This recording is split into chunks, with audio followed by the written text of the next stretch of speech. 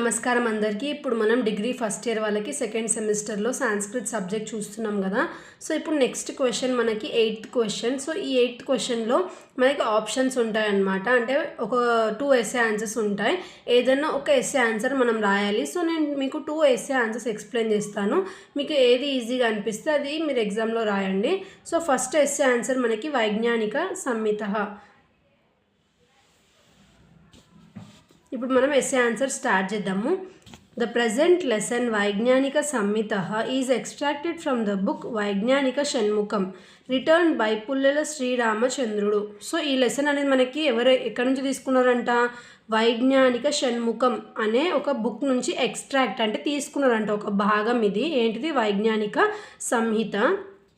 పుల్లెల శ్రీరామచంద్రుడు రాసిందంట. In this book Panini, Kanada, Kautilya, Aryabhatta, Varaha Mihira and Bhaskaracharya total 6 scientist scholars introduction the poet has given. So ఇక్కడ ఇచ్చిన ఏవైతే మిగతా కవులు ఉన్నారో సో వీళ్ళందరి ఇంట్రడక్షన్ మనకి ఎవరు ఇచ్చినారు ఈ బుక్లో, ఆచార్య పుల్లెల శ్రీరామచంద్రుడు ఇచ్చిందంట. Along with general introduction, the poet taken care in studying the detailed scholarship in the subjects and their principles. So introduction ఒకటే కాకుండా ఎవరి గురించి, పాణిని, కన్నడ, కౌటిల్య, ఆర్యభట్ట, వరాహ మిహిర, భాస్కరాచార్య ఎవరైతే 6 కవులు ఉన్నారో సో వీళ్ళందరి ఇంట్రడక్షనే కాకుండా వాళ్ళు ఏ సబ్జెక్ట్లో ఇంటెలిజెన్స్, వాళ్ళు ఎందులో స్కాలర్స్ అంటే వాళ్ళు ఎందులో చాలా తెలివైన వ్యక్తులు, ఇంకా వాళ్ళు ఎలాంటి ప్రిన్సిపల్స్ ఫాలో అయినారు అని చెప్పి మొత్తం explain చేసిండంట. There are linguistics, atomic theory, philosophy, mathematics, astrology, astronomy and economics in his book. So ఇవన్నీ కూడా ఇతను ఈ బుక్లో యూజ్ చేసినాడంటే ఇతని బుక్స్లో. All the matters of different astrological books were discussed and wrote a book by name Purra Samhita. So ఇవన్నీ ఏం చేసిందంట, all the matters of different astrological book.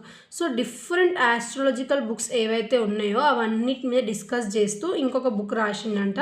So ఆ బుక్ పేరు ఇది. Next, there are 105 chapters in the Brihat Samhita. There are 105 chapters in the Bruhat Samhita and rarely it has 4000 slokas. So ఇందులో 4000 శ్లోకాస్ కూడా ఉన్నాయంట, ఇంకా 105 చాప్టర్స్ కూడా ఉన్నాయంట ఇందులో బృహత్ సంహిత అనే ఒక బుక్లో. In this book, the movements of sun, moon, the discs of stars and their movements. So ఈ బుక్లో ఇంకేమున్నాయంట, ఏవైతే మూమెంట్స్ ఉన్నాయో సన్ది, మూన్ది, ఇంకా స్టార్స్ గురించి, స్టార్స్ మూమెంట్స్ గురించి అవన్నీ ఉన్నాయంట. The living beings on earth, auspicious and inauspicious results. So ఇంకా ఏమున్నాయంటే ఎక్స్ట్రా ఎవరైతే లివింగ్ బీయింగ్స్ ఉన్నారో అర్త్లో వాళ్ళ గురించి, ఇంకా ఏవైతే మంచి విషయాలు, ఇంకా ఏవైతే చెడు విషయాలు ఉన్నాయో అవన్నిటి గురించి కూడా ఎక్స్ప్లెయిన్ చేసిరంట. The 9 parts of the Bharata Varsha, the clouds, fulfillment of rain, of water, rain, the process of rain from the clouds in different months, earthquakes, the fall of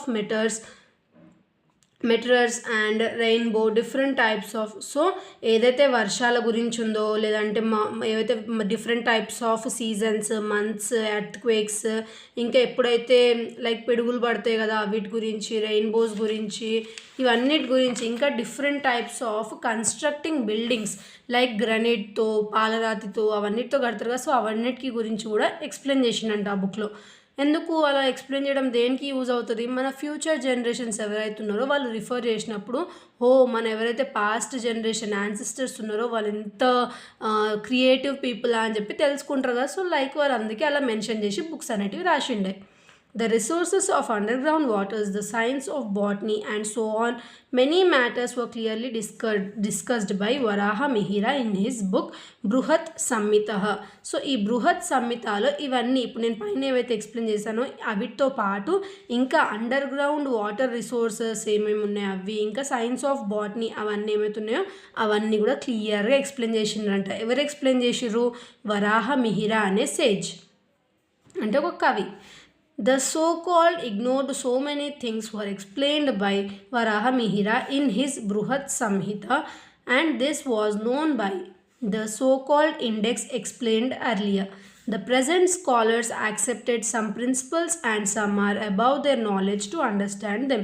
so చాలా ఇగ్నోర్ చేయబడినాయి అంటే ఏవైతే అద్భుతమైన విషయాలు ఉన్నాయో కొన్ని మనుషుల దృష్టికి రాలేని ఉన్నాయో అలాంటివి కూడా వరాహమిహిర చాలా క్లియర్గా ఆ బుక్లో రాసి కళ్ళకు కట్టినట్టు చూపించినాడంట. Next, the lunar and solar eclipse are not related to Rahu and Ketu. So ఏం చెప్తున్నారు ఇక్కడ మనకి, ఏవైతే లూనార్ ఇంకా సోలార్ ఎక్లిప్స్ ఉన్నాయో అవి రాహు కేతులకి రిలేటెడ్ కాదు అని చెప్తున్నారు. లైక్ గ్రహణాలు ఉంటాయి కదా, సూర్యగ్రహణం, చంద్రగ్రహణం, అవి రాహు కేతులకి రిలేటెడ్ కాదంట. But with the shadow of the earth lunar eclipse, so ఏదైతే ఎర్త్ షాడో ఉందో దానివల్ల లూనార్ ఎక్లిప్ వస్తుందంట. ఇంకా మూన్ షాడో వల్ల సోలార్ ఎక్లిప్ అనేది ఫామ్ అవుతుందంట. This is the theory of Varahamihira. So ఇది మనకి ఎవరు చెప్పినారు క్లియర్గా ఎక్స్ప్లెయిన్ చేస్తూ వరాహమిహిర అనే ఒక కవి చెప్పినాడంట. That which discards the theory of the sages who saw with their spiritual vision. In those days, in constructing the villages and towns, also in construction of houses and buildings, the principles to follow by the rich people are also explained in his Bruhat Samhita by Varahamihira. So ఇల్లులు ఎలా కడతారు, towns ఎలా construct అయినాయి, ఇంకా rich people ఎవరైతే ఉన్నారో వాళ్ళు ఎలాంటి ప్రిన్సిపల్స్ ఫాలో అవుతుండే అవన్నీ కూడా బృహత్ సంహిత అనే బుక్లో వరాహమిహిర ఎక్స్ప్లెయిన్ చేసినాడంట. Moreover he narrated about the matters making of dolls, arts of sculptures in his బృహత్ సంహిత. సో ఎవరైతే ఇట్లా స్టోన్స్ మీద ఏవైతే ఐడల్స్ ఉంటాయో వీటిని చెక్కుతుండే కదా, లైక్ వాళ్ళు డ్రా చేస్తుండే కదా, సో అవన్నీ ఎలా చేసినారు, డాల్స్ ఎలా క్రియేట్ చేస్తుండే, డిఫరెంట్ టైప్స్ ఆఫ్ ఆర్ట్స్ ఎలా జనరేట్ అవుతుండే, సో అవన్నీ కూడా మనకి బృహత్ సంహితలో వరాహమిహిర ఎక్స్ప్లెయిన్ చేసినాడంట.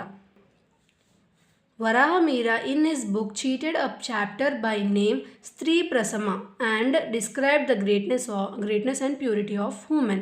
సో ఏదైతే స్త్రీ ప్రసమ అనే ఒక చాప్టర్ ఉందో అందులో ఏం ఎక్స్ప్లెయిన్ చేసిండంట వరాహమిహిర, ఎవరైతే ఉమెన్ ఉన్నారో వాళ్ళ గ్రేట్నెస్ ఇంకా ప్యూరిటీ గురించి ఎక్స్ప్లెయిన్ చేసినాడంట. ఎవరు, వరాహమిహిర.